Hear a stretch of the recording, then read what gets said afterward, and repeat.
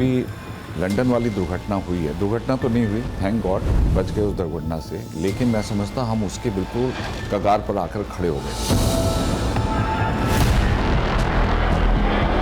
कहीं ना कहीं एयर पैसेंजर्स की सेफ्टी कॉम्प्रोमाइज होती है। अब देखिए सेफ्टी का एक बड़ा इशू है, डीजीसीए का मेन रोल तो सेफ्टी है। डीजीसीए एक बड़ी महत्वपूर्ण अथॉरिटी है हमारे देश की, they are the regulators.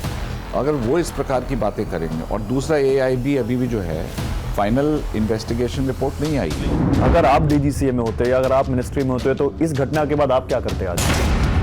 Switch gear में जो था वो फॉल्ट है 100%। जब बिलियंस इन्वॉल्व होते हैं ना तो लाइफ मैटर नहीं करती। अगर वहीं क्रैश हो जाता फिर से तो फिर तो बहुत बड़ी हादसा हो। एयर पैसेंजर की सेफ्टी पर बड़ा क्वेश्चन मार्क नहीं लगा दिया गया, या लगता नहीं आपको कि ये एक बड़ा खिलवाड़ है उनकी सेफ्टी से? जीरो टॉलरेंस सेफ्टी पर ऑपरेट करती है एयरलाइन, गौरव जी। पैसेंजर करें क्या, वो खाली कंज्यूमर कोर्ट जा सकते हैं।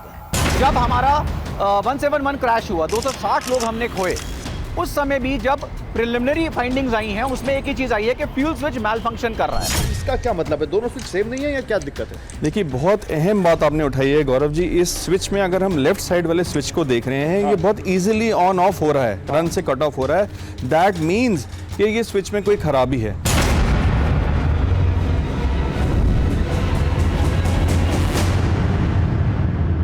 नमस्कार दर्शकों, मेरा नाम है गौरव अग्रवाल और अपनी इस ग्राउंड रिपोर्ट में मैं आज हवा की बात करने आया हूं, एयर पैसेंजर्स की बात करने आया हूं और बहुत गंभीर सवाल उठाने आया हूं कि हवा में आज चलना आसान हुआ है, लेकिन जमीन पर खड़े उस यात्री के पास कोई अधिकार है क्या? हवा में उड़ रहे इस प्लेन में बैठे यात्रियों की जान की कीमत है क्या? इस प्लेन के अंदर बैठे यात्रियों का अपना कोई राइट है? उनको कोई सुविधा मिलनी चाहिए। अभी जो हुआ वो बहुत चौंकाने वाला है। अहमदाबाद में जो एक एयर इंडिया का प्लेन क्रैश हुआ वो अभी हम भूले भी नहीं हैं। तभी एक और फ्लाइट एयर इंडिया की same plane Dreamliner London से उड़ता है, बेंगलुरु पहुंचता है और पता चलता है कि उसके भी फ्यूल स्विच में खराबी की रिपोर्ट दी है पायलट ने। हालांकि डीजीसीए कह रहा है कि कोई गड़बड़ नहीं है। वो कह रहे हैं कि क्रू मेंबर्स अब जो कंपनी है बनाने वाली इस प्लेन को, उसके साथ मिलकर इसका प्रशिक्षण ले या वो देखे कि कैसे इसको करना है और बिना जरूरत के उस फ्यूल स्विच को टच ना करे। या फिर हमने इंडिगो का भी हाल देखा, जो एयरपोर्ट पर 2-2, 3-3 दिन यात्री पड़े रहे और कुछ नहीं मिला उनको, सिवाय तमाम तरह की दिक्कतों के, सिवाय शोषण के। कौन भरेगा हर्जाना? तो आज अपनी इस ग्राउंड रिपोर्ट में मैं यही पूछने आया हूं कि चाहे हवाई दुर्घटना हो, चाहे हवाई जो यात्री हैं उनके अधिकार हो, चाहे एयरलाइंस की मनमानी हो, चाहे देर से फ्लाइट चले तो तमाम नियम के बावजूद उनको ना मिलने वाला कोई मुआवजा हो, आखिर कौन है इसका जिम्मेदार और कौन देगा इस सवालों के जवाब? आइए एक्सपर्ट से बात करते हैं, पैसेंजर से बात करते हैं और आपके सामने ग्राउंड रिपोर्ट रखते हैं, एक मुकम्मल तस्वीर।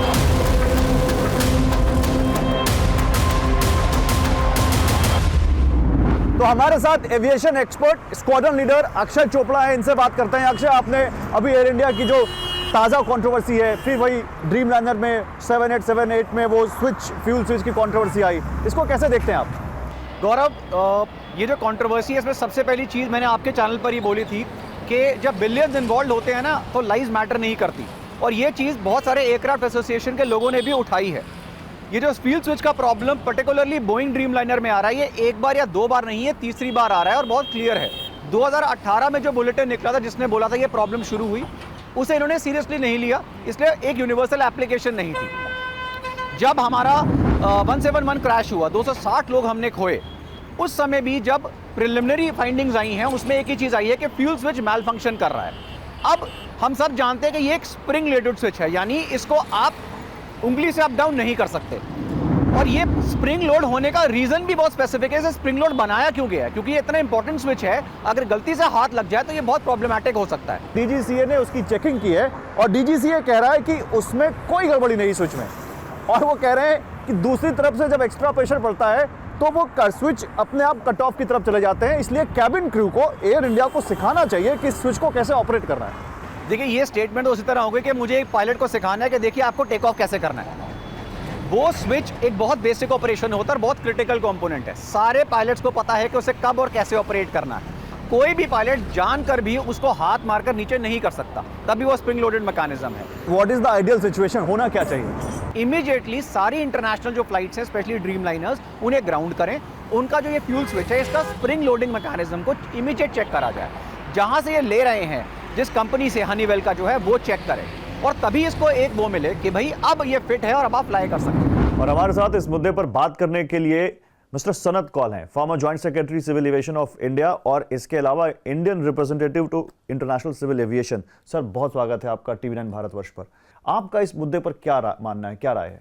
देखिए, ये जो स्विच का इशू है ये पुराना इशू है। अहमदाबाद के हादसे से पहले भी हो चुका है, एक कहीं जापान में शायद हुआ था। इसमें केयरफुल होना पड़ेगा, कैसे होना है, क्या किया बोइंग ने, कुछ अभी तक समझ नहीं आ रहा। एयरपोर्ट अथॉरिटी की जो एक इन्वेस्टिगेटिंग AAI है, वो जो रिपोर्ट इंक्वायरी रिपोर्ट है वो अभी तक आई नहीं है। तो ये जो स्विच का इशू है ये एक बड़ा महत्व चीज़ है, बहुत इम्पोर्टेंट चीज़ है और इसको सॉल्व करना जितना जल्दी हो उतना अच्छा है। बोइंग कंपनी का अब इस्टेब्लिश हो गया है कि उन्होंने मैन्युफैक्चरिंग में बहुत सेविंग की है, उल्टी सीधी चीज़ें की हैं, उनको वहाँ उनकी सेनेट में उनको बुला के बड़ा उनके चेयरमैन को बड़ा उधाड़ा है। बात एयर पैसेंजर सेफ्टी की हो रही है तो हमारे साथ अब एयर पैसेंजर्स एसोसिएशन के regional vice president mister Mukesh Tyagi हैं। मुकेश जी स्वागत है आपका टीवी9 पर। अगर आप सोचिए आप उस फ्लाइट में होते और आपको उतरने के बाद पता चलता कि जिस फ्लाइट से मैं आया उस फ्लाइट का फ्यूल कंट्रोल स्विच खराब था और कुछ ऐसा ही अहमदाबाद में हुआ था, तो आपके जहन में क्या आता? ये जो अभी लंदन वाली दुर्घटना हुई है, दुर्घटना तो नहीं हुई, थैंक गॉड कि बच गए उस दुर्घटना से, लेकिन मैं समझता हम उसके बिल्कुल कगार पर आकर खड़े हो गए थे। DGCA एक बड़ी महत्वपूर्ण अथॉरिटी है हमारे देश की, दे आर द रेगुलेटर्स।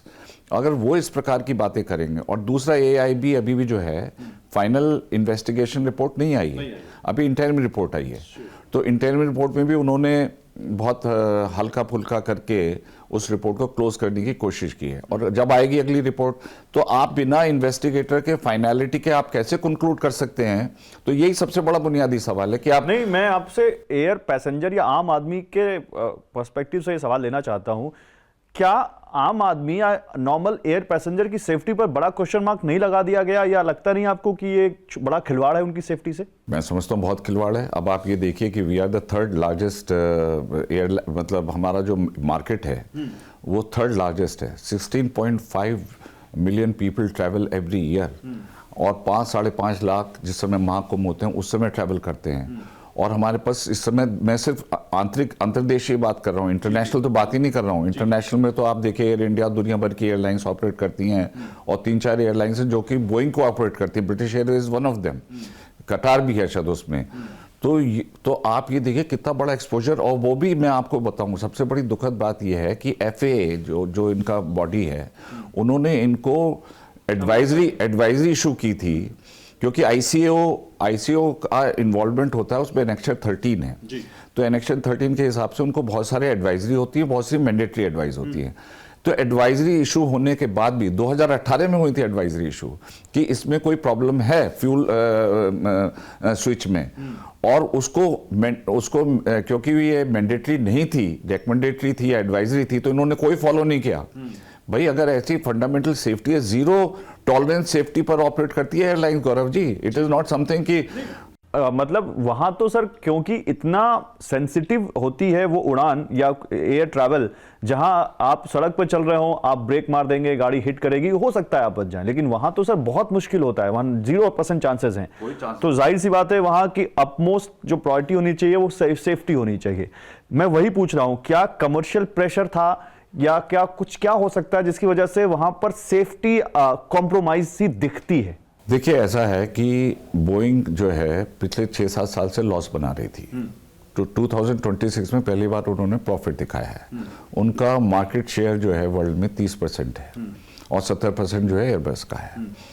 अब इसके बाद एक कॉन्सेप्ट कहलाता है सब्रोगेशन। अगर मान लीजिए फाइंडिंग्स गलत निकली और ये निकला कि ये टेक्निकल फॉल्ट थी, और जो कि मुझे लगता है प्रथम दृष्टा कि उसमें टेक्निकल फॉल्ट है, उसमें स्नैग है।